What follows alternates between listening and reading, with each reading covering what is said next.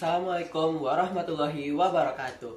Halo teman-teman, perkenalkan saya Ferdi Apriliansyah. Tanpa basa-basi, kita akan langsung masuk ke dalam pertanyaannya.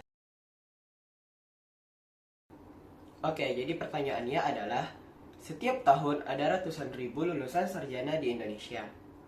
Sebagian besar lulusan ini kesulitan memperoleh pekerjaan farma yang layak. Di sisi lain, ribuan perusahaan juga mengalami kesulitan dalam merekrut tenaga kerja. Pertanyaan pertama, di manakah letak permasalahan utamanya? Dan pertanyaan kedua, apa rekomendasi yang bisa ditawarkan untuk yang pertama calon sarjana dan yang kedua perekrut atau pemberi lokar? Jadi, menurut saya penyebab perusahaan kesulit merekrut tenaga kerja meskipun banyak lulusan sarjana tiap tahunnya itu bukan karena ada satu faktor besar, melainkan banyak faktor yang saling berkaitan sehingga hal tersebut dapat terjadi. Lalu ada dari segi deskripsi pekerjaan yang tidak sesuai dengan perjanjian awal. Selain itu, job desk yang banyak dengan kompensasi yang tidak sebanding serta lingkungan kerja juga merupakan salah satu faktor penyebab hal tersebut dapat terjadi. Lalu ada dari sisi kandidat, terdapat permasalahan berupa kesenjangan antara kompetensi yang dimiliki sebagian lulusan dengan keterampilan yang dibutuhkan oleh dunia kerja saat ini.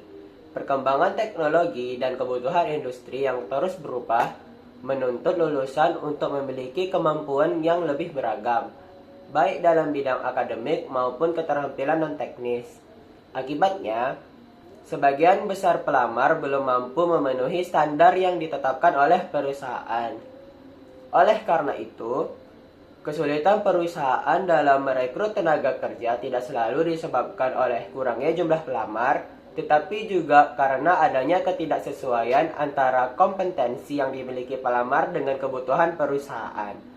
Di sisi lain, beberapa perusahaan juga menetapkan persyaratan yang terlalu tinggi untuk posisi tertentu.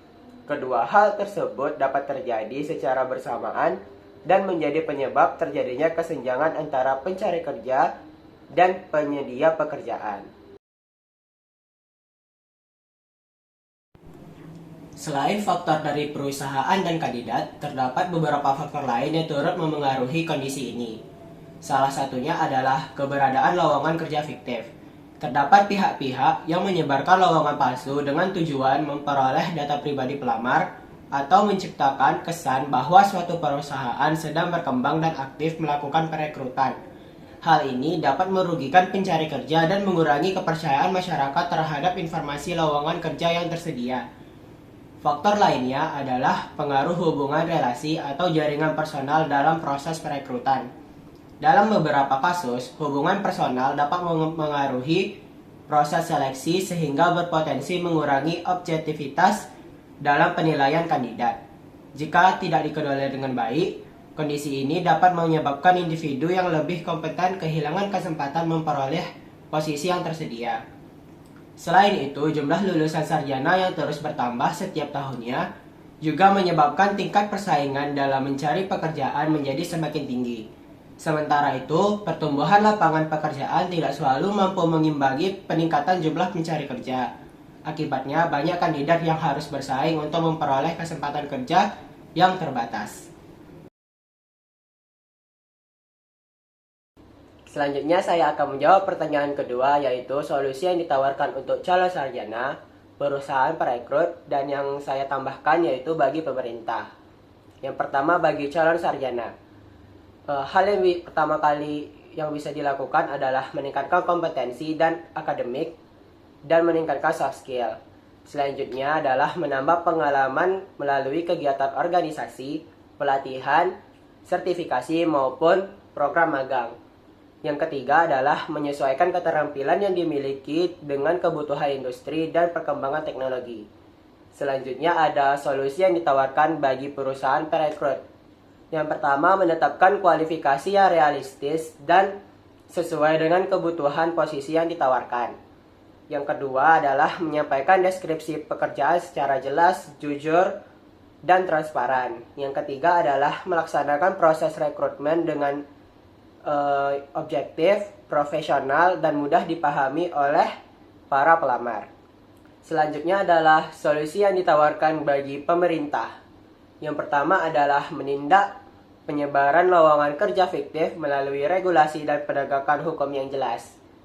Selanjutnya adalah mendorong pertumbuhan ekonomi dan investasi yang mampu menciptakan lapangan pekerjaan baru. Selanjutnya adalah mendukung program pelatihan dan pengembangan keterampilan yang sesuai dengan kebutuhan dunia kerja. Jadi kesimpulannya adalah permasalahan ini terjadi karena adanya ketidaksesuaian antara kebutuhan perusahaan dan kompetensi yang dimiliki sebagian pencari kerja. Ditambah lagi dengan berbagai faktor lain seperti proses rekrutmen yang kurang efektif, keberadaan lowongan kerja fiktif, pengaruh relasi dalam perekrutan, serta tingginya persaingan kerja. Oleh karena itu, penyelesaiannya memerlukan kerjasama dari calon tenaga kerja, perusahaan, dan pemerintah.